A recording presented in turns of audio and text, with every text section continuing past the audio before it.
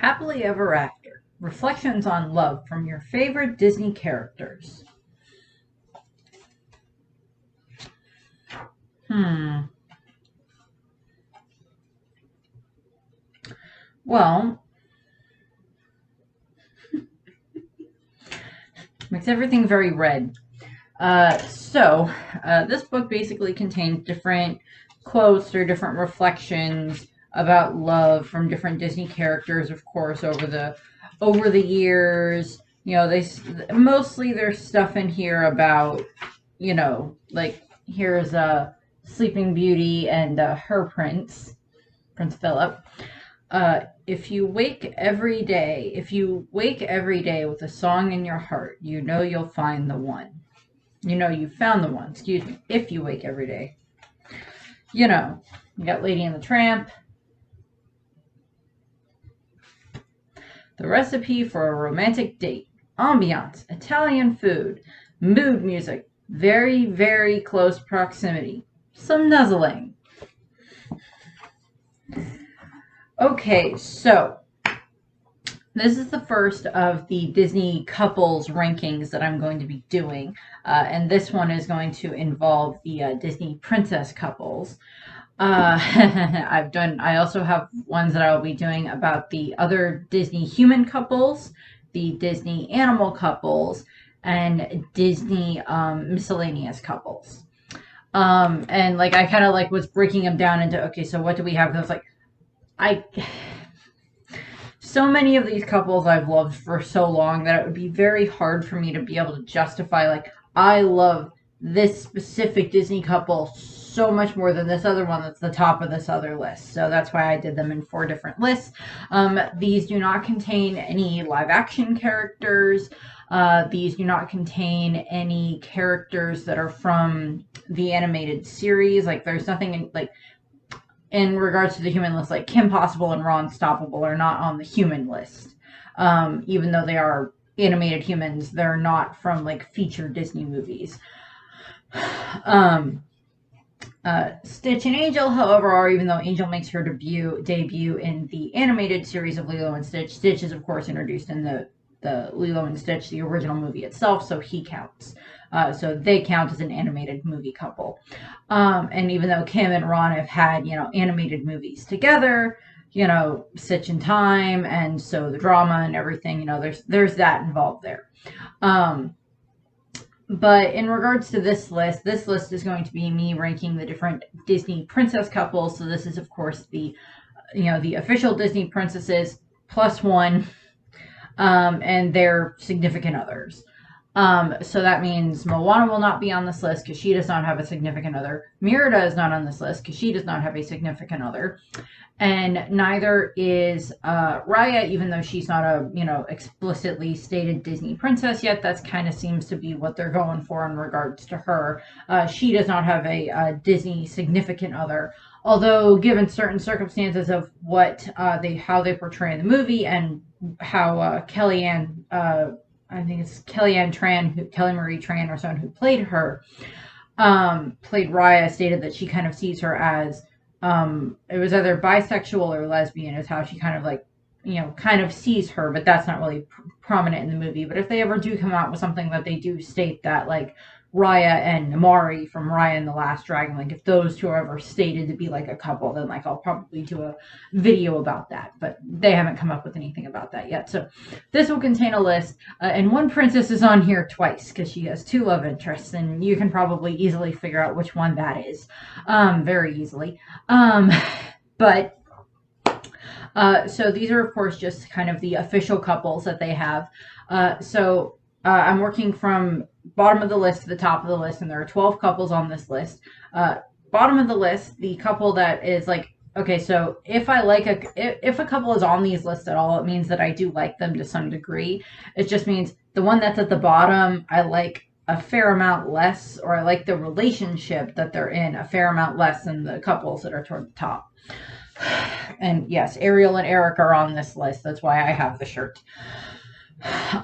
So number 12, we have Snow White and her Prince Charming, whose real name is actually Prince Florian, from 1937 with Snow White and the Seven Dwarfs, of course, or the movie where they, of course, make their debut.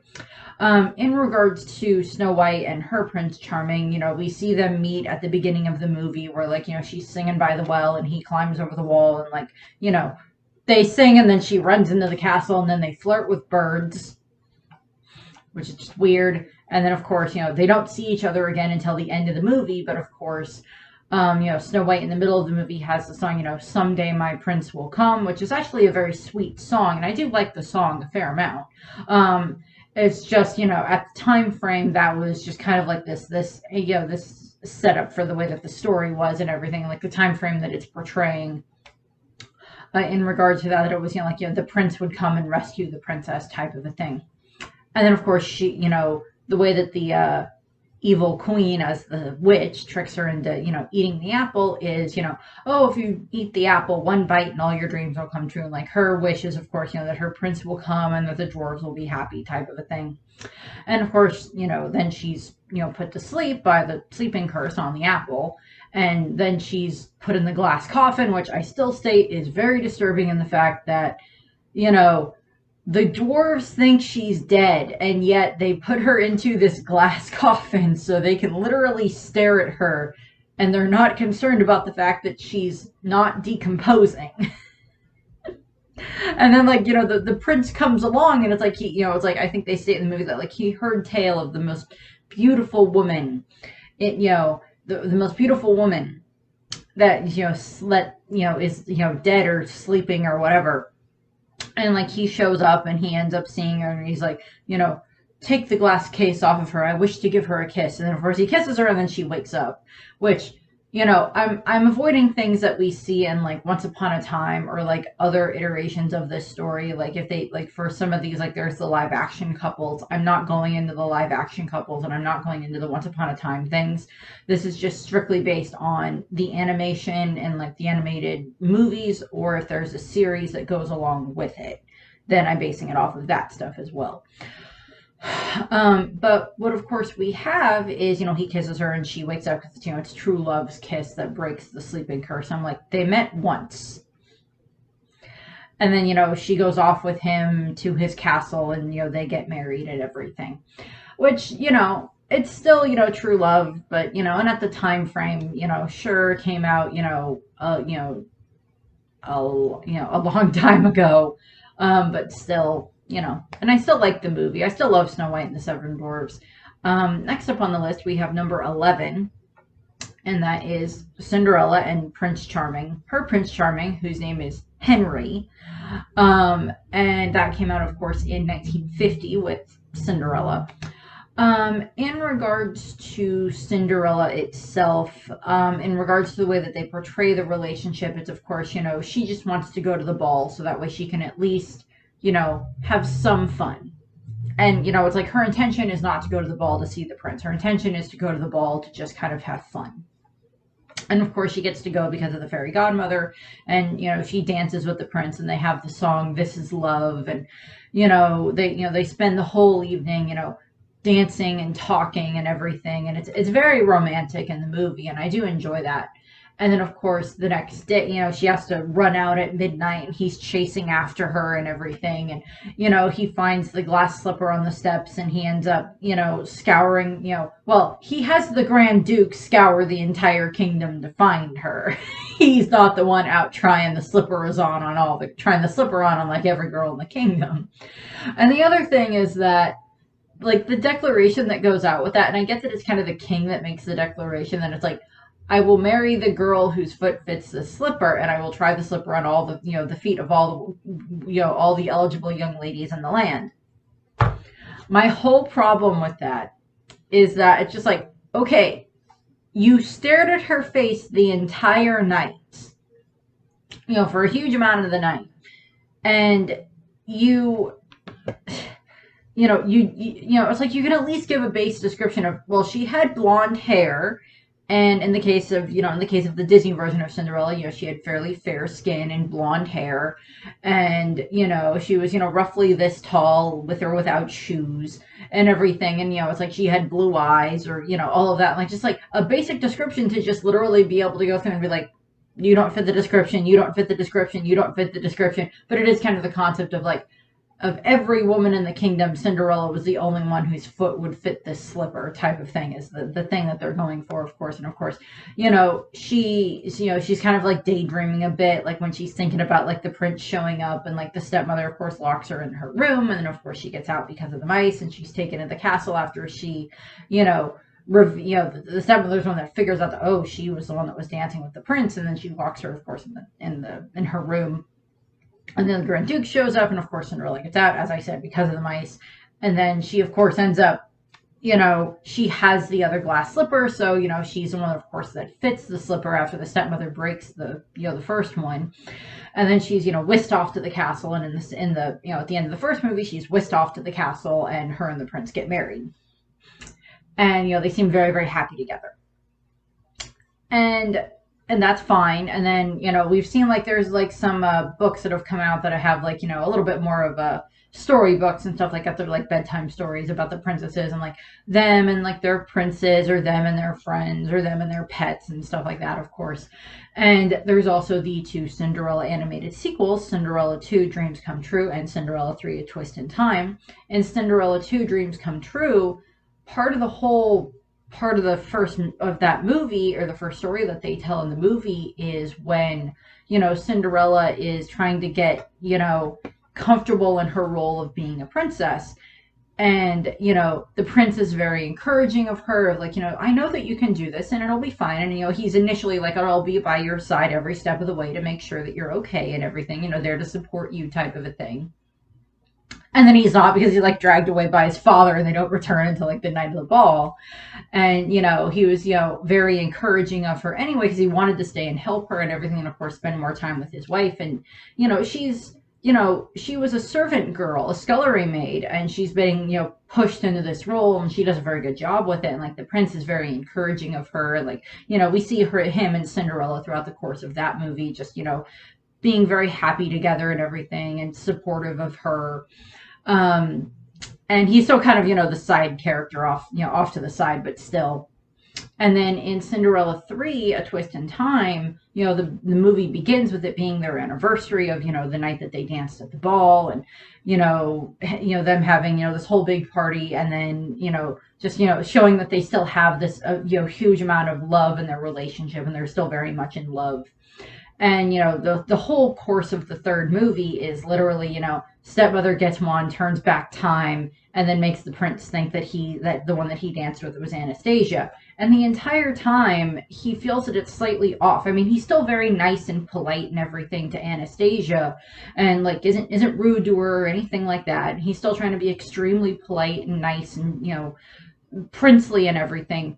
But, the little interactions that he has with Cinderella herself, when she goes to sneak into the castle to try to get to him and prove that she's the one with the slipper, he notices that he feels something for her. And then of course, he rides out of the castle away from his father after, he's, told by the mice. I go through a whole thing in the Cinderella review. Just go watch that. I do a funny bit about that. And he like rides out on his horse, and he finds her and he saves her and he brings her back to the castle, and like, you are the one that I've been waiting for type of a thing. And, the end of the movie is, he stands up to the wicked stepmother after, he realizes that, they switched Cinderella and Anastasia again, and she's not the right Cinderella for me. And he notices that right away when when they touch hands and everything. And, they go through all that. Like, they're still, like, remarried at the end of the movie and happily ever after type of a thing. So, I do like Cinderella and her prince. And I think part of that, why I like them a little bit more in regards as a couple than, Snow White and her prince, is partially because of the sequels, and Snow White never got any sequels. Next up on the list, we have Aurora and Philip from Sleeping Beauty from 1959 as number 10 on the list. Aurora and Philip, it's just like, these first three are kind of just like in the order that the movies came out, because you still kind of see this, slight increase in regards to how much they pay attention to the actual relationship that's shown for these first three. And, Aurora and Philip, they're engaged when they're, when she is a baby and he's, not very old. He's like a couple of years older than her. I don't remember. There's enough of an age difference that he understands what an arranged marriage is. But like, it's, she's whisked away when she's a baby, and then 16 years later, he, interacts with her in the forest, and they have this whole thing of, the Once Upon a Dream, they danced Once Upon a Dream and everything, and they have that whole interaction in the forest. And, when he's, he rides back to the castle where his father is at King Stephen's castle getting ready for the big party and everything. And, you're going to marry, you're going to meet Princess Aurora tonight and everything. And he's like, well, no, Dad, I met the woman I'm going to marry. And, no, she's not Princess Aurora. She lives in the woods and everything. And I'm just like, the dad, the king, I can't remember his father's name off the top of my head, but the king and, the Prince Philip's father is, he's just like, he's like very cautious about this because he's like, you were arranged to marry, Aurora, Princess Aurora, and Philip is just like, no, I'm going to go marry this girl I met in the woods. Type of thing. And, you're a prince, you're supposed to marry a princess. Wake up, Dad. This is the 14th century type of thing. And, Philip rides off to go back to the forest, and he finds where, where, Briar Rose is her name at the time, where she is with the fairies, but they're gone, and then he's captured by Maleficent and taken back to the castle, and of course, Aurora finds out that, oh no, you're the princess, and you're supposed to marry Prince Philip. Things could have been so much easier if you simply told each other your names. Same thing with Cinderella and the prince. It's just like, just tell him your name. It's not that hard. But, Aurora, she's distraught and everything, and she gets pricked by the spindle on the spinning wheel, of course, and she falls into the sleep. And I do see a difference here between Snow White's sleep and Aurora's sleep, because like Snow White's sleep, they think she's dead. They put her in a coffin. With Sleeping Beauty, with Aurora, they know that it's a sleeping curse and that it will be broken by the kiss of her true love, by true love's kiss. And the live action movie, of course, of Maleficent, they, adjust this a bit, but still. In the animated version, which is where I'm basing my decisions off of for this, is Aurora they know she's asleep, and they know that Prince Philip is the one that can wake her up, and, the fairies go off and they find Philip and they bring him back to the castle after, he fights his way out of the Maleficent's castle and fights through a giant field of thorn bushes and vines and everything, and then fights the dragon and everything. And, I put that a little bit higher. It was like he fought a dragon to get to her, okay?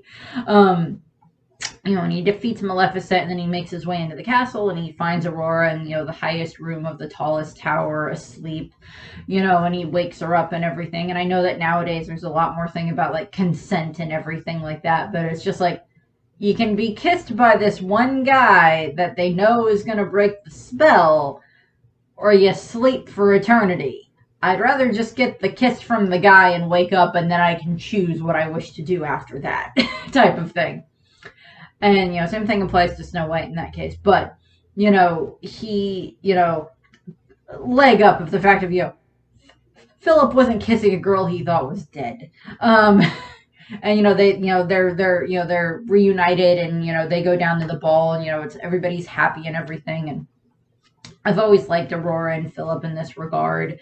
And then, I just like that. And I know in a lot of the, animated things that they've done with like Aurora and Philip, that there's like things where it's like, oh, I need help planning Philip's birthday, or, different things like that. And they show other sweet things in regards to their relationship. And that's nice.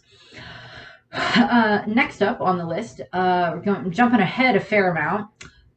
We have number 9 on my list. We have Pocahontas and John Smith from 1995, from Pocahontas, of course.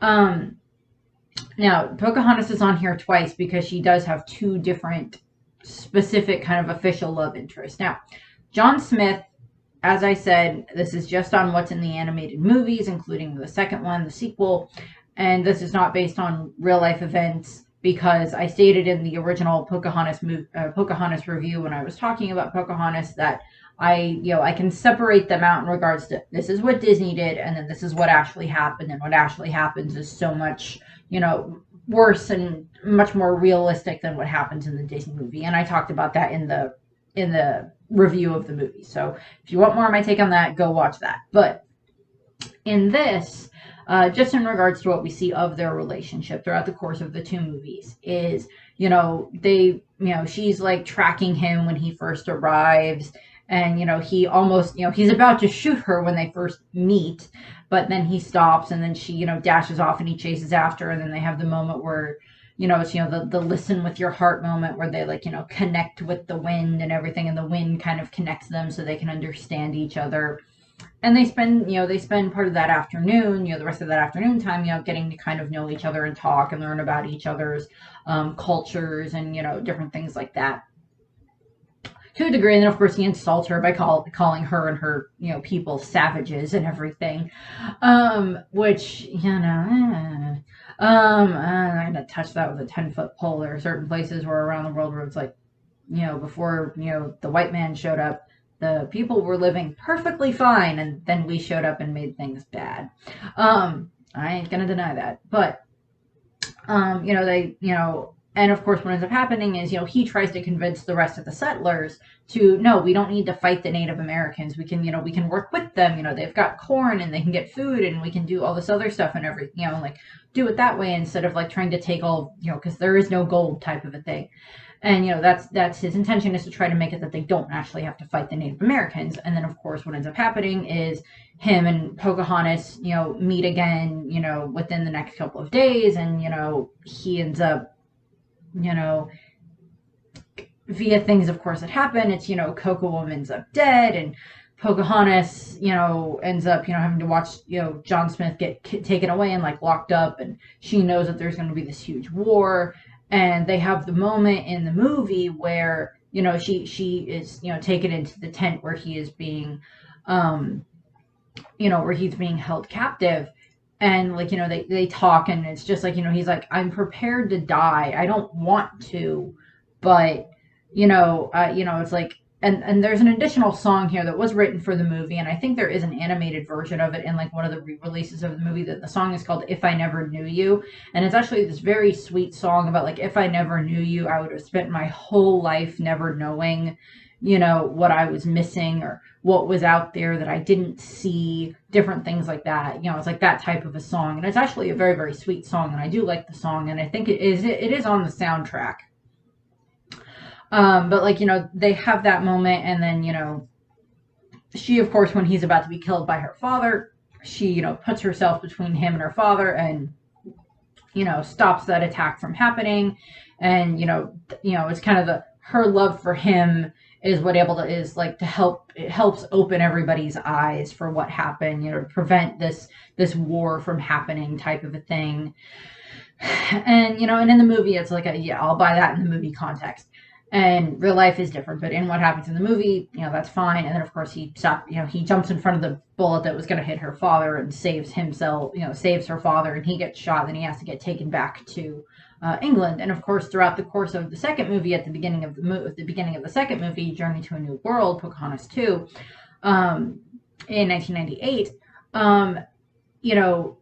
she, we think at the beginning of the movie that he dies, and, Pocahontas is told that he's dead, and she, takes a while for her to like be able to let that love go, let that attachment that she has to him and has had to him for a while, finally let that go. And she does. And then, of course, she is very happy to see him when she sees him in the second movie, when it's revealed, oh no, he's not dead. He's, he's alive, and he helps John Rolfe save her from, from the tower. And, he, is very supportive of her in regards to what, where they go in with John Rolfe and everything at the end of it. He still very much cares for her. That is very obvious in the movie. And, the three of them end up actually working together rather well once John Rolfe and John Smith kind of get over their issues with each other. All three of them work rather well together. And they go through all of that. But what, of course, we see happen is, he chooses, at the end of the movie, the two of them are talking, and, you know, he's ready to go and do all this exploring everywhere else. And she's like, my place is with my people. And he accepts that. And, you know, that's kind of where we see this very, you know, amicable end to their relationship of your place, you know, you feel that your place is with your people. And like John Smith in this case, in the animated movies, is very much like, I'm okay with this. You go and you be with your people, and there's, you know, maybe the chance that we'll see each other again someday. Which leads us into Pocahontas and John Rolfe, who are number 8 on my list. Of course, from Pocahontas 2, Journey to a New World, came out in 1998. And, of course, beginning of the movie, when they first interact, they have a very rocky interaction with each other. It doesn't go over well. He's the very kind of, not high and mighty, I know better than you, but he's very much, you know, the diplomat, tries to solve things, much, you know, type of thing. And she's like, you know, the settlers have to be able to trust us, not you to stop the thing. They have to be able to trust us not to hurt them, type of a thing. And, you know, he shows up at the camp that night and gives, you know, the horse to her after he finds out that, oh, Pocahontas is the one I need to talk to, not knowing she's Pocahontas. And then, of course, he invites her to come to, well, she kind of says, no, I'm going to London to go and meet with your king, because, you know, I'm going to cross the Great Water and go there and meet with the king and, you know, make all this stop so there's not going to be a war, that there's, you know, no more, you know, there's no gold here and everything like that. And, you know, she does ride, of course, you know, does sail to England with him. And throughout the course of that time frame, they probably spend a little more time on the, you know, on the ship, getting to know each other and annoying each other and arguing to a degree. And then, of course, they get there and he has to run around London like the whole day, the whole first day during the song, you know, What a Day in London. He's like running around town following her. You know, she's like, oh my God, what's all this stuff? And she's just like just so, you know, amazed and everything by everything that's around her, all the shapes and colors and architecture and food and, you know, everything else that's around her, just because it's so new to her. Not necessarily better than where she came from, but it's so new and it's so much different. And, you know, he eventually, you know, takes her back to his home, you know, the Rolfe estate, where, you know, she is of course invited to the castle to, you know, meet the king at the dinner. And, you know, they have to go through the whole thing of, you know, he's teaching her how to dance so that way she'll be ready for the ball, and she's, you know, getting dressed and everything for the ball. And like, they, you know, he's very much a gentleman, because at one point she like comes in and like basically like, for all intents and purposes, her underwear, and it's, you know, the frilly, very frilly, covers everything anyway, underwear, but he's just like, oh God, no, you're not supposed to be in that in front of me. Go. Gets the maid back, you know, all that fun stuff. And as I stated, there's a big difference between the relationship that they have in the movie and the way that relationship was in real life. Same thing with like her and John Smith in regards to the Disney movie, in regards to real life. Big difference. I went over a ton of those differences in the review of the animated movie, of the movies, and my whole opinions on those things that happened. But in regards to just the context of the movies, which is where I'm taking these from, you know, and, you know, when they're at the castle, when they're at the palace, meeting the king and everything, you know, we have the moment where we do see that he is much more, he sees the way that she holds herself in front of the king, and she's much more confident in herself and her ability to do what she can to try to protect her people. And he thinks even from the beginning that her trying to protect her people and try to prevent war is a very admirable thing to do. And I think he even tells her that at some point. And then, of course, the thing is, because I was about to say Rasputin, but that's not a Disney character. Radcliffe, of course, you know, between his, you know, manipulations and everything, gets Pocahontas, you know, to make a scene, and then she gets thrown in the Tower of London. And, you know, then John Rolfe and John Smith have to sneak in and, you know, break her out, and, you know, they escape. And, you know, Pocahontas is extremely happy to see John Rolfe when they get in there to, you know, to save her, but then she's also extremely shocked and happy to see John Smith, of course, as well. And, you know, they leave, and they're, you know, they're off, you know, off kind of hiding in seclusion for, I'm assuming, like a day or two or something like that. It's not very long. And, you know, I think it's John Smith is arguing for the fact of, you know, like, her safety is far more important than this. And like, you know, and like John Rolfe is making this other argument or everything like that. Like Pocahontas, like his John Rolfe's alignment or argument seems to align a little bit more with like what Pocahontas actually will do. and he's very supportive of her. Not that John Smith is not supportive of her, because he goes along with them when they go to talk to the king, and then he goes with them when they go to stop Radcliffe's armada from sailing and everything. And they do all of that, and they stop the armada, and Radcliffe is thrown in jail, and Pocahontas and John Smith and John Rolfe are like friends again. John Smith and John Rolfe kind of have made up with each other to a degree. They're a little more buddy I guess. And John Rolfe, of course, at the end of the movie, after Pocahontas and John Smith say goodbye to each other, John Rolfe is on the boat with Pocahontas, unbeknownst to her, when they leave England to sail back to her home, back to Virginia, and that's of course when they kiss, and when it's the things are gonna be fine type of a thing between the two of them. And I just like their relationship just a tiny bit more, because they spent a longer time together getting to know each other. Than just the way that, Pocahontas and John Smith were just like that one day. And like Pocahontas is much less naive by the time she meets John Rolfe than she was. Not that she was extremely naive when she met John Smith, but she was a little bit more, a little more naive than she is, when she finally meets John Rolfe and everything. Moving on to number 7 on the list, we have the couple on the shirt. We have Ariel and Eric from, of course, The Little Mermaid, that came out in 1989. Okay, so,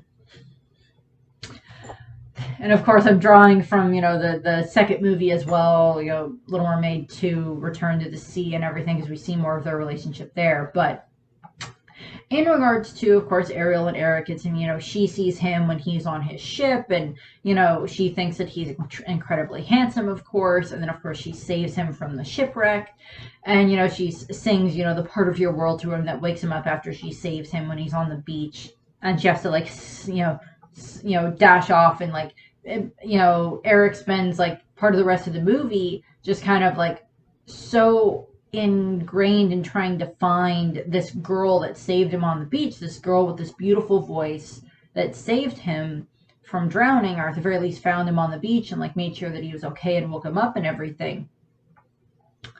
And he spends a good chunk of the movie doing that. And of course Ariel, she goes through the whole, and I do kind of put it as like a teenage crush kind of thing that happens between Ariel and Eric in regards to what Ariel goes through to get to Eric, is, she chooses to go and make this deal with the Sea Witch after her father blows up the statue and blows up all of her, her grotto and everything. And, she goes and makes the deal with Ursula of, you can have legs for 3 days and it'll cost you your voice and the spell will be broken unless you get the prince to give you the kiss of true love, true love's kiss before the sunset on the 3rd day, blah, blah, blah, blah, blah. The drill. And of course, Ariel makes the deal, and she's, given legs, and she's taken to the surface by Flounder and Sebastian, and then she's found on the beach by Eric and, of course, his dog. By Eric and his dog. And, Eric is kind of instantly kind of drawn to her, and like Ariel, of course, because there's the whole thing of like, we don't know if like Atlanteans also can like speak English, isn't like, well, they can speak English or they can speak what Eric speaks, but we don't know if like their writing would be the same. Because it's like, if anything, Ariel could just like write in the sand, just like take stick, write in sand, and say, okay, Eric, I'm the one that saved you. Kiss me now, and I will have my legs and my voice, and we can be together. I treated my voice to a witch for legs. Eric.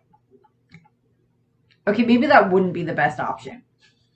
Just state that you're the one that found him on the beach before, and that you just have laryngitis at the moment and you can't talk. And then he can kiss you, and then you'll be fine. But, she goes into the castle with him and everything. And, like, Eric is kind of instantly kind of, like, smitten with her to a degree. Like, staring at her kind of dreamy-eyed at the, when they're trying to eat dinner and everything with Grimsby. And, he takes her out the next day on, this very nice, day out and everything. And they're just, relaxing and having fun. Well, not so much relaxing when there's, like, the very chaotic, cart ride that they're on, but they have the nice day, and then they end up at the in the swamp area and the lagoon area, where of course they have the whole, kiss the girl, go on and kiss the girl sequence and everything, with Sebastian singing and all the animals singing, and they're so close type of a thing. And of course the eels come along and knock them out of the boat, ruining the mood. And they get out, and they go back to the castle and everything. And I believe, yeah, it would be that night is when Eric is out, and like we've seen him like playing on his flute, or on his musical instrument. He's playing like the same song, like the melody of like what Ariel had sung to him, the Part of Your World. And we see where Grimsby comes and talks to him, and he's just like, as wonderful as phantom type girls or whatever, as this mystery woman is, there's one that's right in front of you, who is very real and very sweet and very kind. And if if you choose to just stop thinking far beyond and look right in front of you, type of a thing. And like we see Eric make the choice, and I find that this is a very defining moment that they do show in the movie. I don't know if I stated that in the review, but I do see this as a defining thing, where Eric takes his flute, whatever it is, and like you see him thinking, and he like makes the decision of what he's going to do, and he takes the flute and he throws it, into the ocean, away, like showing that he's resolved to like forget about chasing after this mystery woman that I have no idea who she is. All I know is that she can sing. Where when I've spent the whole day with the girl, with Ariel, and we got along so well, and everything was going great and everything, and like I can feel something for her. Forget this girl that I'll never find. I'm gonna go with this girl that's right here in front of me. And I do love that they show that in the movie. They show that decision of his. And then of course we have Ursula as Vanessa in her disguise on the beach singing, and then hypnotizes Eric. And then of course Ariel is just heartbroken when she sees that Eric is going to be marrying Vanessa. And then of course we have the whole moment where they figure out that, oh, the sea witch is Vanessa in disguise, and she's going to marry the prince, and they have to get there before sunset to stop everything and to save the prince and everything, because Ursula is a bitch of a sea witch. And they get to the ship and everything, and like Ariel and Eric are about to kiss, and then of course the curse kind of the curse happens, or the spell breaks, and she got her voice back, and he does realize that it was her, but he was ready to choose her anyway, so I'm okay with that. And he then when she when she loses her legs and she gets her fins, and he like looks at her, it's like, it's not a look of disgust or anything like, oh my god, you were a mermaid this entire time, why would I want anything to do with you? It's not that type of a look. It's just this look of, oh my god, like what happened, like this look of disbelief but not disgust. And of course he's just like, I already lost her once, Grim, I'm not going to lose her again. And he dives into the ocean and tries to help save Ariel. And of course he's the one that rams the ship into Ursula and everything. I let you go once, I'm never gonna let you go again. He says that to Ariel when they're fighting Ursula, which is a very sweet line, of course. And they destroy Ursula and save everyone. And King Triton, of course, sees how much Ariel actually does love Prince Eric, and that he loves her in the return, and the fact that he was willing to do what he did to try to save her and try to help her with everything. Defeating Ursula. And the moment on the beach where the car driving past, sorry, where King Triton gives Ariel back her legs, and she goes onto the beach and she gets to be with Eric. And then they cut to the wedding, and they're happy and married and everything. And she does have to say goodbye to her family, but it's not like 100% goodbye where she'll never see them again. And of course they're very happy, her and Eric are very happy. And then we cut to the second movie, and couple of maybe a year and a half, whatever, later, she had a daughter, they had Melody. And we get to don't really see too much of their relationship at the beginning of the movie, but throughout the rest of the movie, when we see them kind of like banter with each other, of course, which is nice, between Ariel and Eric throughout the course of the movie. And Eric puts so much confidence and so much responsibility on Ariel in regards to it, just like, I will search on the land, these seas, and our daughter, you go with your father. And I think that's part of us showing that Eric trusts that Ariel will come back to him, and even though she'll have, she'll be able to be in the sea again and everything, where she grew up again, and she hasn't really been to in a long time, given the fact that they had to like border themselves off because of, Morgana. But, Ariel, Eric puts that trust in Ariel that, it's like, you'll find your daughter and the both of you will come back type of a thing. And, that does happen, of course. And, at the end of the movie, one of the things that I do like that they show is like when they're all in the water swimming together and everything, like the big party at the end of the movie, we get this actually I like the kiss that they show between Ariel and Eric at the beginning of the movie, because it's actually this still shows that there's still a lot of passion and romance in their marriage, and I love that they show that in the movie. Next up on the list, number 6 on the list, we have Aladdin and Jasmine from Aladdin that came out in 1992. Okay, so obviously when it comes to Aladdin and Jasmine, there's a whole thing of, princess marries the very sweet diamond in the rough street rat, which is literally the entire course of that movie. In regards to their relationship, it obviously starts when the dog is outside the door. In regards to the movie, it's, the relationship starts when Aladdin, of course, saves her from, in the marketplace, when he saves her from getting her hand chopped off, which is a great way to meet your future love interest and your future wife. He saves her from that, and, he, like, comes up with something off the cuff of just like, oh, no, she's my sister, and, we have to take her to the doctor, and, just, like, all this funny stuff that happens with that and everything. She just like instantly falls into the ploy of what's going on. It just plays along, and I love that. That's just funny. And what we see happen is, of course, they have the nice whole thing where like he's like they're getting all the gymnastics to get to the get to where Aladdin and Abu live, and she just is able to keep up with them rather easily and everything, and she's this very spunky, independent woman, and he notices that right away. And then of course, even initially, when she reveals herself to be the princess, she does that in order to save Aladdin's life, as opposed to, him being killed by the guards. And then, of course, she's very distraught when Jafar tells her that Aladdin's dead, even though we know that he's not. And, of course, we have the whole bit where she's just kind of, like, very annoyed at Prince Ali when, Aladdin shows up as Prince Ali. And of course they have the whole, there's the whole sequence of, a whole new world sequence that of course, I love. And, it's beautifully done and everything. Aladdin and Jasmine have that whole moment, and that shows them, shows this relationship building. And of course, we have the moment where like she's the one that figures out that you are Aladdin, and he's just like, I'm both Aladdin and Prince Ali. I sneak away from my court every now and then, and I came here ahead of time to, I guess, scout it out. I'm like, whatever. But she's very intuitive and like figuring out that he's Prince Ali. That Prince Ali is Aladdin and everything.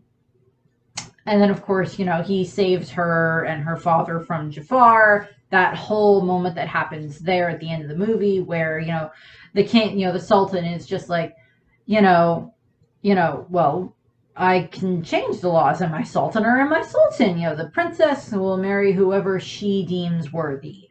And, she chooses Aladdin, of course. And, it's like, I just find that so fun. And it's like, the flip side of that is, it's like Aladdin gave up his last wish to wish Genie free, which is, I think, just this other reason that shows that, Aladdin is willing to do the right thing, even if it means that he gets, the S end of the stick. Because he could have let Genie, turn him back into a prince, but that didn't happen. He set Genie free instead. And of course, throughout the course of the second and the third movie, we have, the second movie, we have, Aladdin and Jasmine kind of have this fight at the beginning of the movie because of Iago. And then, like, Iago actually helps, kind of fix that problem. And then, of course, Aladdin still, saves all of them from Jafar again. And then, of course, throughout the course of the third movie is, of course, when they're supposed to get married. And, of course, they have the whole animated series between the end of the second movie and the beginning of the third movie is where all the animated series, or a huge chunk of the animated series takes place, is in that time frame. And we see more of their relationship there with, like, them having these moments where it's like they do define their relationship more of just like, no, I'm willing to do this for you and you're willing to do this for me, and we're willing to go through, hell and back for each other at times. And the third movie is, of course, their wedding. And, Jasmine is willing to wait to allow, Aladdin time to find his father and find out a little bit more kind of about himself too. So he can feel much more at home in regards to them getting married. So he feels much more ready to get married, knowing a little bit more about who he is. And of course, that whole thing happens there. And of course, they are married, of course, by the end of the movie. And I just think that their wedding is very nice. I just like Aladdin and Jasmine a lot. They're I do very much like them. Next up, we've entered the top 5 of the couples. Next up, we have Anna and Kristoff from Frozen. Hans is not on this because he didn't actually love Anna, obviously. But we have Hans and Kristoff from Frozen. Came out in 2013. And of course, they had the sequel, Frozen 2, a couple of years ago. Their whole initial meeting is just like guy covered in ice meets woman in store. And like they have this whole interaction, and like that they do not get off on the right foot. A lot of Disney couples when they first meet don't necessarily get off on the right foot. Which is just funny. Actually, several of these ones in the top 10, most of them do not get off on the right foot when they first meet. But like, Anna and Kristoff, that throughout the course of the first movie, they do a lot of, they get to know each other. They get to see a little bit more of like each other being independent people. And of course, he's willing to ride her all the way back to Arendelle, carry her all the way back to Arendelle so that way she can, be kissed by another man who he may not necessarily approve of, but if Anna loves him and if he can break the her heart of ice curse, break that curse, then, with true love's kiss, then that's fine by him with his act of true love, then that's okay with Kristoff, even if it means he may never see Anna again. And then, of course, he still then rides back through the blizzard to get to Anna. And of course, we have the moment where Anna sacrifices herself for Elsa. And of course, at the end of the movie, Anna and Kristoff are officially a couple. And then we move into Frozen 2, where, of course, part of the storyline of Frozen 2 for Kristoff is him just trying to find the right way to propose to Anna. And they keep having, like, the not a good time, not a good time, not a good time. Lines not going the right way in regards to both of them, which is just kind of funny and adorable. And, him just having to figure out how to propose to her the right way in his mind. To make it as special as he feels that she deserves. Because he sees her as this... He doesn't see her as this, like, perfect being, but he sees her as this person, as the woman that he loves, that he just wants to make sure he proposes the right way, because that's just what he wants to do. And of course, he has, like, the whole proposal planned out when he has in the forest with the butterflies and the deer and everything, and I just find that adorable. And then it doesn't go well because it's not Anna that's there when they propose. And then, of course, at the end of the movie, it's, he does finally get to propose to her after it's revealed that, no, Elsa's not dead. Everything's fine. Arendelle's fine. Nobody died. We're good. Olaf is back. And then, he finally proposes to her, and of course she says yes. And then, of course, at the end of the movie is, he's willing to dress up for her for, like an hour in, like, the very tight, restrictive clothing, the very fancy stuff that he does not like, but he's doing it for Anna. And that's just adorable. And she's just like, that's okay, I prefer you in leather, and then walks off. I just find that funny. I don't know. They said that they wrapped everything up in Frozen 2, so I don't think there's going to be any sequels. But, they've done several Frozen shorts, like Frozen Fever and several other things, so they might do something where they might do a thing where they show Anna and Kristoff getting married, which I would be okay with if they ever did something like that. Like, I can just picture Elsa, like, having the entire kingdom decked out. And the Northuldra people just all over the place. Like, they do, like, a combination of, like, a Northuldra wedding and, like, an Arendelle wedding to show more of the two cultures coming together. I just kind of see that happening. Next up on the list, we have number four couple, which are Belle and Beast slash Adam is also what he's kind of referred to as is Adam, from Beauty and the Beast that came out, of course, in 1991. And I will say this right off the bat, Beauty and the Beast, the song, of course, Tale as Old as Time. That is just one of my favorite Disney love songs. It's like, it's like, there's so many other love songs. I do like Someday My Prince Will Come, and so this is love from Cinderella when she's dancing with the prince, and A Whole New World. But I've just always loved Beauty and the Beast. The Tale as Old as Time song. I've always loved that song. Of course, the beginning of their first interaction is, of course, Belle ends up in the castle trying to save her father, and then, of course, she makes the deal with the Beast that she will stay in the castle in order to allow her father to be let free, so that way he can go and live the rest of his life. And Belle stays in the castle, of course, and then, of course, she ends up running away from the castle at one point because the Beast scares her. And then, of course, he comes and saves her from the wolves. And then, they get back to the castle, and she's, tending to his wounds on his arm and everything. And she's like, okay, screw it. I'm not afraid of you anymore. And, even though he yells at her multiple times, she's just like, well, if you wouldn't move as much, it wouldn't hurt. If you would hold still, it wouldn't hurt as much, type of thing. And it was like, well, if you hadn't run away, then this wouldn't have happened. If you hadn't have frightened me, I wouldn't have run away. If you hadn't have been in the West Wing, you needed to learn to control your temper. That whole sequence is just hilarious for the two of them. And we just see that, and I love that. And of course, they have the whole sequence for the something there sequence, where they're getting to know each other more. And I like how they elaborate on some things in the live action movie, but I'm sticking to what's just in the animated movies.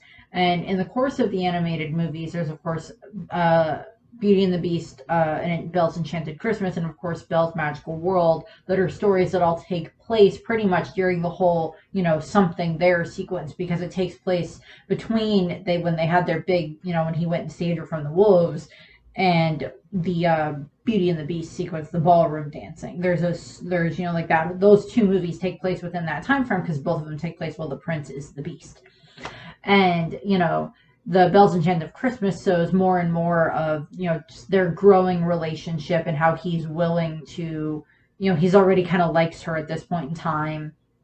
And it shows more of that relationship, and how she's just trying to, make him happy and everything, and how she's already starting to kind of chip away at that exterior of this, horrid beast that he feels that he's become. And starts bringing out more and more of the humanity in him. And like we see that throughout the course of the other two animated movies, as she like makes him understand, like helps teach him different lessons in regards to, you can't always be the one in charge, and even if you are in charge, you can't always get what you want, type of things. That I like how they show that in the animated movies.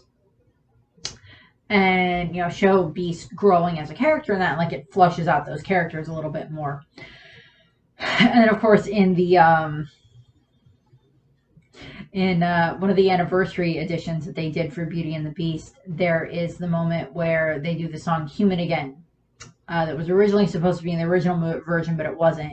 But they have like Belle and Beast like sitting in like the library, and they're reading, and Belle's reading, like I think it was Romeo and Juliet, I think was the play that they were reading. And Beast is just like sitting there, like just listening to her read, and it's just like so adorable.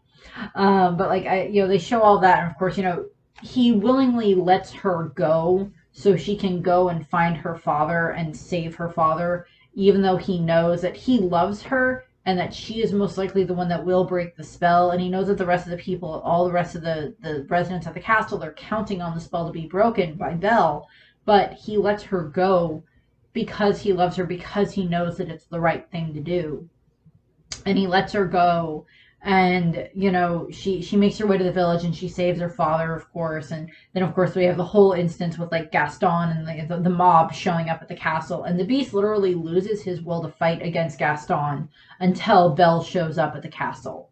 And, shows that, no, I'm here because I'm back at the castle because I came to help the Beast and help everyone. And she makes her way through the castle. And, of course, seeing her gives the Beast his, you know, his want to fight again, and he fights against Gaston, and then of course, you know, he still gets like stabbed by Gaston, and then, you know, Belle, of course, has the moment where she's crying over him. You know, the moment, you know, it's like he's already admitted that he loved her, which is half the thing already. And it's like, you know, you must find someone that, you know, will love you, you know, that you will love, and that will love you in return, regardless of your, you know, exterior.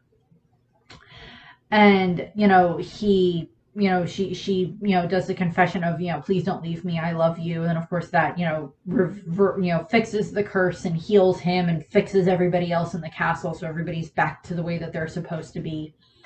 You know, everybody's human again. And, you know, Belle, you know, is a little hesitant of him at first, even though she, you know, she saw the whole transformation. She's hesitant, and then it's his eyes that help her remember him, see that this is still the same man, because like his eyes were the same. And, you know, it is you, and they kiss, and like the whole spell is fully broken. And then of course, I do believe, canonically, I do think they did maybe do like a couple of like a storybook or two where like they did get married, and like Belle is, you know, then like the princess of the castle type of a thing. Next up, we have number 3. We have Mulan and Shang from 1998's Mulan, and then Mulan 2. Okay, so as I said, the 5 couples on this list, the top 5 couples on the list, all kind of get off to a very rocky start, which I just find hilarious. Mulan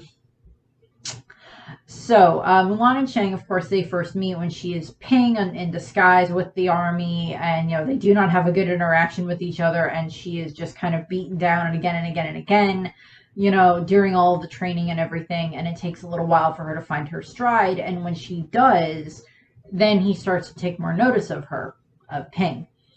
And, you know, Mulan kind of already kind of starts to show that she maybe has like a little bit of a crush on him to a degree. But, you know, she fights against that because it's like, that's not something that I can deal with right now, because it's like, we're trying to fight a war. And, you know, so it's just like they have slight bits that happen. Of course, she's the one that saves him, you know, from the avalanche and everything.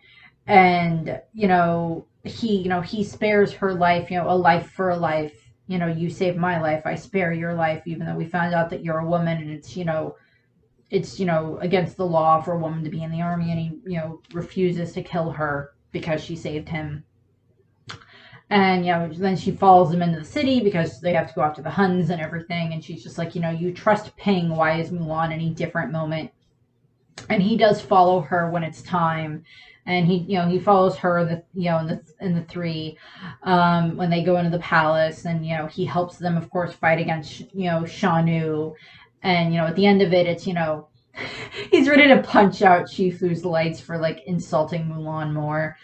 And, you know, he, you know, it's just like, I like the moment where it's just like, you know, when she's getting ready to leave, you know, it's like, she got hugs from the rest of them, and she's, you know, been honored by the emperor, and he's just like, you know, you fight good type of moment, and that's just adorable. It's like adorable and awkward, and it's funny, and I love it. And then of course she rides back home, and she sees her parents and her grandmother again and everything. It's like, grandmother, she brought him a sword. If you ask me, she should have brought home a mat. Does Farm Mulan live here? Sign me up for the next war. I love the grandma. I love the grandma.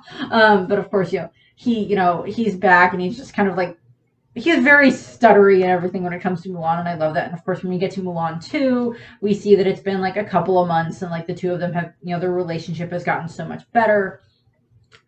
And, you know, he proposes to her at the beginning of the movie, and of course, throughout the whole course of the movie, we see that it's, you know, they use Shang more as like comic relief in the movie, unfortunately, because Mushu is of course trying to break up him and Mulan because he'll lose his spot in the temple, and he doesn't want that, and he's being more selfish than anything. I went over the whole thing in the review of the movies. But, you know, Mulan, you know, just like keeps seeing the good side, and like keeps, you know, giving Shang kisses or finding other things. It's just like kind of, you know, he gets flipped to the bottom of his horse by Mushu, and like then she does the same thing and like gives him a kiss and like all this other stuff. And, you know, then they have this huge fight because Mushu went too far, and Mulan and Shang have this huge fight, and they basically call off their engagement. And then, there's the moment when they're on the bridge where they're hanging from the ropes that was the bridge when they were attacked by the bandits, and and they save the princesses and the other three are safe, but like Mulan and Shang are hanging from the rope, and Shang lets go of Mulan because Mulan's the one that's holding onto the rope and she's holding on to Shang, and like he lets go of her so she can't hold on to him, so that way she'll at least survive, and then he falls, and we presume in the course of the movie that he has died. And Mulan is just heartbroken and distraught over all of that, about losing Shang. And she's like, she makes the decision of, I lost my love, and she looks at the princesses and the three Yao and the other two, and she's just like, the six of you have to take care of each other now. I am going to go to the king of the country, and I'm going to tell him that all of you died, and that I will take on the burden of marrying into this family and taking care of, making the deal happen that was supposed to happen with the princesses marrying into this other family, this other kingdom. And she goes, and she's willing to do this because she thinks that Shang is dead and it's the right thing for her country and everything. And of course, Shang shows up at the wedding and like stops the wedding, and shows that he like, screw whatever else. I love Mulan. I don't care whatever else. She is the one that I want to spend the rest of my life with. And of course, via Mushu, like actually making things up to Mulan, he fixes everything. I went over this. And then of course at the end, Mulan and Chang are married in the movie. And then of course at the end of the movie, Mulan does tell Shang about Mushu and like everything. She's like, I have no secrets from my husband, and I love that. But like, I just love their relationship, and that they show how it kind of grew throughout the course of the two movies and everything. I would have been okay with like a Mulan animated series where they would go into more things with like Mulan and Shang. That would have been nice, but they didn't. Now we have the top two, and like with a lot of the different couples on these lists, the top two kept going back and forth in regards to this one, but then there's that, but then there's this, and then there's that, and it's just like, which one do I like more? And number two on this list, couple number two on this list are Tiana and Naveen from The Princess and the Frog from 2009. And so obviously throughout the course of the movie is of course Naveen is of course this prince that has everything and then has everything taken away, and he either needs to marry a rich girl and to keep his lap of live in the lap of luxury, and then he gets turned into a frog. And of course Tiana is the very hardworking chef who wants to be able to have her own restaurant and everything, and she kisses him as a frog under the he thinks that she's an actual princess, and then no, and then she gets turned into a frog, and they have to go on this whole journey to find a way to try to fix them being a frog, fix them being frogs. And it's just, they argue and they don't get off to the right start, and it's just so much arguing of everything between the two of them. It's like, she's very much get down to work, do everything as much as I can and everything, very self-sufficient. Naveen is very laid back and lazy and everything, very, just like that whole thing of just like doesn't care that much about responsibility. And we see throughout the course of it of Naveen, we see Naveen literally fall for Tiana. We kind of see the moments where it happens throughout the course of the movie. And for Tiana, it's a little bit more because it takes her a little longer to realize what she wants versus what she needs versus what can make her happy type of a thing. And we see all of that happen between her and Naveen throughout the course of the movie. And of course, he's going to propose to her at one point, and then he's taken away by the shadow creatures and dropped off and trapped. And then of course she goes through the whole thing of just if I don't have Naveen, then it's not worth being human again, and destroys the amulet and everything, and her and Naveen are stuck as frogs. And the thing is, one of the things that I do love is that Naveen goes to Charlotte, who's of course Tiana's best friend anyway, and is like the princess of Mardi Gras until midnight, of course, because they need a way out of the spell. And he tells her, it's like, if I'm, if you kiss me and break the spell by midnight, then I will marry you, and you will give Tiana whatever she needs for her restaurant. I can already guarantee you, right out of the boat, right out of the bat, right out of the gate, whatever, that Charlotte and her father would have been more than happy to just give Tiana whatever money she wanted for the restaurant to begin with. But Tiana is not the type of person to then ask for that type of a handout. So they would have done it if she asked. So that's not really a thing, and that's not really a necessarily part to this, but they still do it. They would still do it anyway. But of course, Naveen, Charlotte tries to kiss Naveen, and but first it was like Tiana showed up, still in frog form, of course, and Charlotte says it was just like, just forget about that. You don't have to marry me. I'll kiss you anyway because it's the right thing to do, and she's my best friend, and I want her to be happy. And if that means that even though I don't get to marry a prince, but my best friend gets to be happy, then that's fine. And she, kisses Naveen, and it doesn't work, and it doesn't work, and it doesn't work. It's past midnight, and then Naveen and Tiana have to choose to remain as frogs, of course. They stay as frogs, and they go to the swamp, and they get married there with Mama Odie as the one presiding over the wedding. And they're married there, and then of course they kiss once they're married, and then of course that turns them back into their human forms, because it's it's like you just kissed yourself a princess and I'm gonna do it again type of a thing. And they're very happy there, and they get married that way. And then of course they get married again in front of like their families and their friends and everything at in the full regalia of the royal wedding, with his parents there. And then of course Naveen helps Tiana build her Tiana's place and everything, and fix up the old sugar mill the way that she wanted it and everything. And it's just like 100% behind her the entire time, and like he was prepared to get like however many jobs it would take to be able to help Tiana get what she needed to have her restaurant and everything. He was prepared to do that. And like I'm sure that like Lottie and like Charlotte and her father and like Naveen's parents probably like invested in the business, but it's Tiana and Naveen, they found what they needed, and then they got what they wanted to, and they're extremely happy together, and they're still very much in love. And I'm sure they still bicker at times, because every married couple, no matter how long you've been together, I'm sure will always have something that you will fight about every now and then. Doesn't mean it's enough to make you get a divorce or anything like that. It just means that sometimes you'll still argue about something. Which brings us to the top of the list, and if you've been keeping track, you can probably guess what couple is here. And the top of the list, favorite couple in all the Disney princess couples, are Rapunzel and Eugene. Well, Eugene Fitzherbert / Flynn Rider. Okay, so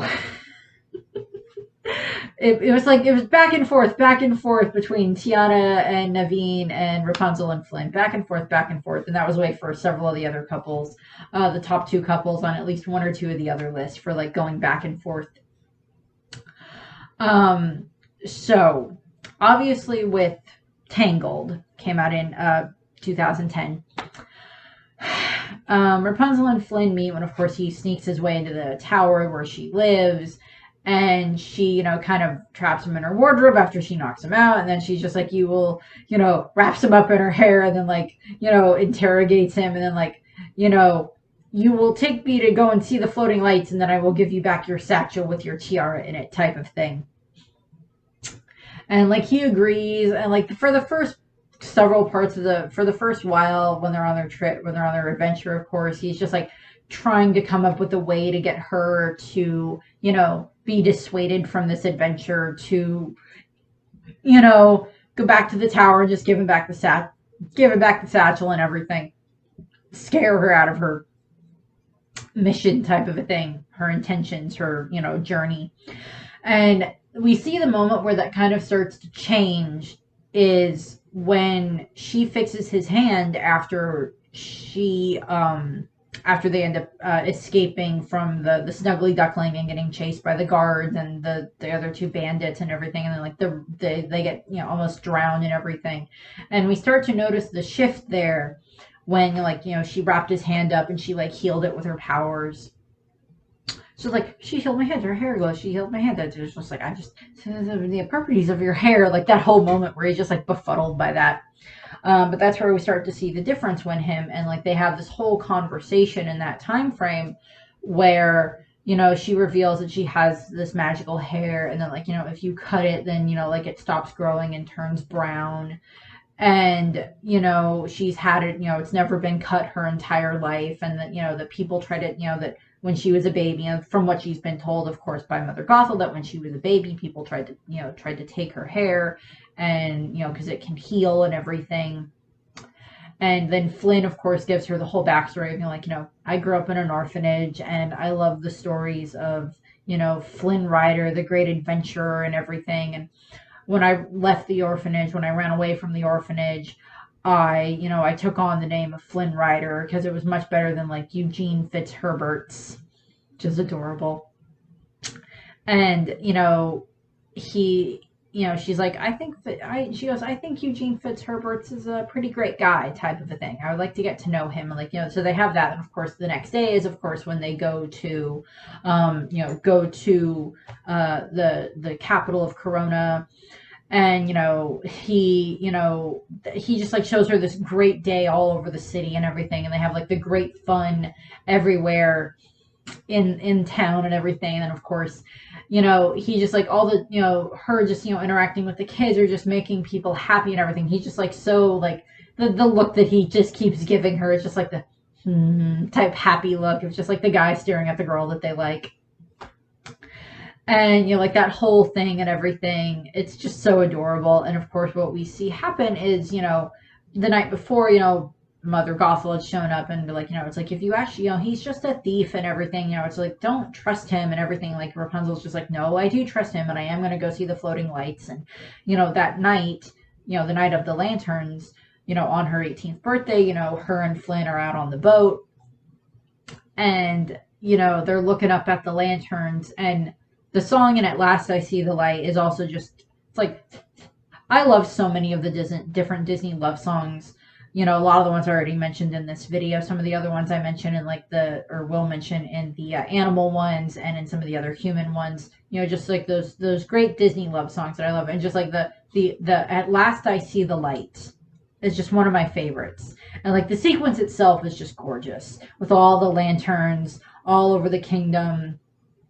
And just like how they're reflected in the water, and like just the way that like you see Flynn and Rapunzel interact with each other throughout that sequence, where it's like, you know, Flynn gave her the, you know, said, you know, Rapunzel goes, well, what do I do once I've, you know, achieved this dream? And he goes like, then you just get to find a new dream.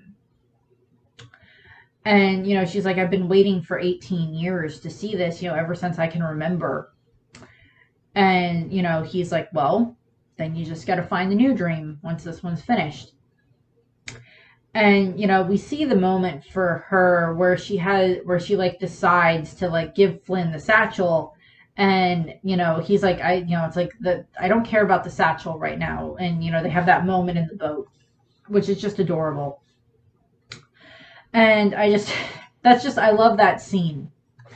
And then of course, you know, he tries, you know, then they go back over and like they're separated, and like, you know, Mother Gothel and the two whatever robber brothers, whatever they are, you know, she tricks Rapunzel and like takes Rapunzel away back to the castle, back to the tower after she tricks her. And then, you know, Flynn is captured and they're captured, and, you know, blah blah blah blah blah. And like Flynn is like realizing what happens, you know, when he's in the cell and he tries to escape. And of course that's when all the guys from the Snuggly Ducklings show up, the bandits show up, and like they help him escape, and they get him, you know, he gets to the tower in time. And, you know, Mother Gothel of course stabs him, and, you know, he's, you know, kind of dying, and Rapunzel makes a deal with Mother Gothel of, if you let me heal him, then I will come with you. Just let me heal him, or I will, you know, I'll never rest. I'll keep fighting you every step of the way. But if you let me heal him, I will come with you quietly, type of thing. and she's prepared to heal him. She's got her hair ready to heal him, so he's not going to die. And of course, he does the whole you can't do it, you can't use your power to save me moment. And he that's when he cuts her hair, and is willing to sacrifice his own life in order for her to live and for her to be free, because if he takes away the magical hair, then Mother Gothel doesn't have a reason to keep Rapunzel locked up anymore. And I don't know if at this point in time Flynn has figured out that she's the princess or not, but Rapunzel has figured out that Rapunzel knows at this point in time that she is the princess of Corona. And Mother Gothel dies and falls out the window, blah, blah, blah, blah, blah. But of course we have the moment where Rapunzel is just like begging whatever magic might still be in her to fix Flynn. And it does, and like the tears she cries, heals Flynn and saves him. And then the two of them are free together, and they go back to the castle, of course. And she gets to see her parents again. And I went over much more detail of this in the review of Tangled itself. But of course, at the end of the movie, it is revealed that yes, they're engaged. And then of course they have the Tangled Ever After little short that they had at the beginning of, I think it was at the beginning of Frozen. Or like was on the Frozen DVD, one of the two. And like they have the moment where they do show the wedding between Flynn and Rapunzel, and like between Eugene and Rapunzel. And by that point in time, he is going by the name of Eugene, because that's who he really wants to be for Rapunzel. And they do get married at that point in time at the end of that. But then they have this whole animated series that I think I did talk about when I talked about the review, Tangled the series, where they show more of like Rapunzel because of certain issues. Rapunzel gets her magical hair back, and there's like this whole journey that her and Flynn have to go on, and like they learn who Flynn's actual biological parents are, and like his parents are actually like nobility or royalty or so. And so they go through all of that, and like you see their relationship get more and more and stronger throughout that whole section of the animated series. And I just love how they pulled that off. I've watched through the end of the first season, but I know certain things that happened throughout the course of like the second, and I don't know if they had just 2 or 3 seasons, but at least through the second season, possibly a third season. I have Disney Plus, so at some point I'll end up rewatching the entire series, or watching the entire series all the way through. I'm working on anime right now. And I've got anime that I'm working on right now that I've been watching through. I started Bleach recently, and I'm very much enjoying it. But throughout the course of Rapunzel and Flynn, Rapunzel and Eugene are just like it took a little bit for me to figure out. Yeah, no, they're my favorite couple. And it's like it's like the whole thing of like he sacrifices himself for her type of moment. And it's still kind of like the act of true love, I would say, with him cutting her hair, I would say qualifies, because it's like he's willing to sacrifice his own life in exchange for her to have a chance at being free and not having this burden of the hair anymore. And I just love that. So that's it. This is actually the first video that will be going up for these, but it's actually the last one that I'm recording because of time purposes and scheduling purposes. So I've reached the end of the Disney stuff for now, for this stuff. Slight update, I will be starting the Pixar movies soon in regards to reviewing those. They should be going up either end of February, beginning of March is when the Pixar movie review should start going up, and that will be one review per movie, because even with like Toy Story 1, Toy Story 2, and Toy Story 3 and Toy Story 4 will all have like separate reviews. Same thing with like Monsters Inc. and Monsters University and Cars 1, 2, and 3. And they'll all have like Finding Nemo and Finding Dory and everything. Like they'll all have like separate reviews for each movie, because they are literally like all separate out movies. Because that's what I did for Frozen and Frozen 2, and for Wreck-It Ralph and Ralph Breaks the Internet. So that's what I'll be doing with those as well. So slight update on that. So, and also, I will not be doing a video about the Pixar couples yet because, like, all the Disney couples, I already watched through all of those ones recently. But the Pixar couples will be getting a separate video somewhere down the line after I've watched my way through all of the Pixar movies. And then I'll have, like, the Pixar couples video where I'll rank all the different Pixar couples, like Woody and Bo and Jess and Buzz and, you know, Sally and, or Ellie and Carl and, you know, Lightning and Sally and, you know, all of that. So I'll have like a separate video way down the line where I'll do that, but there won't be any Pixar couples in any of these videos. So I thank you very much for watching. I hope that you enjoyed the video. I hope that you have a happy Valentine's Day, and I hope that you have a nice rest of your day, regardless of whether or not you spend it with your significant other, your other loved ones, or you just spend it at home relaxing and having chocolate, which is probably what I will be doing, just eating chocolate. So bye. You were my new dream.